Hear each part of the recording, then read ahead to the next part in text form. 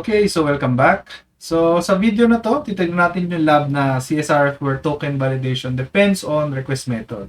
So sabi dito, this lab's email change functionality is vulnerable to CSRF.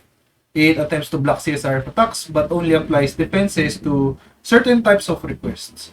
To solve the lab, use your exploit server to host an HTML page that uses CSRF attack to change the viewer's email address.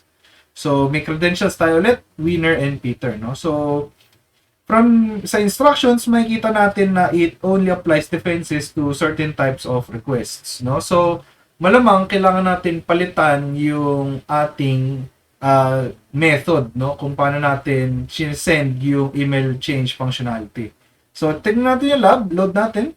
Na tayo sa my account, nandun yung email change functionality. Login tayo as Winner and Peter. So ito na yung ating email change functionality, no? So try natin jlearnph@gmail.com. And check natin kung ano itsura ng request sa burp. So ito yung email change functionality natin.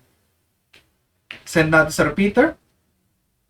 So sabi, chine-check lang daw niya kung in certain requests, no? So ngayon naka-post method tayo. Pag trinay natin gawing get, so paano natin gagawin get? Right click, change request method, magiging get siya, no? So try natin to CSRF na to. So gawin natin JLearn PH 123. Then engagement tools, generate CSRF POC kung naka-burp pro kayo.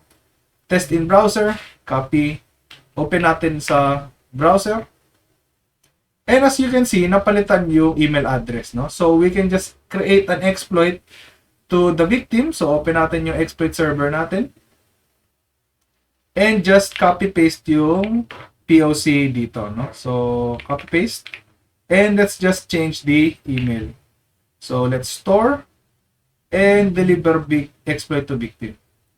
And there you go. We have solved the lab, no? So essentially, ang ginawa lang natin dito is pinalitan natin yung method from post at ginawa natin get and na-bypass na natin yung CSRF checking.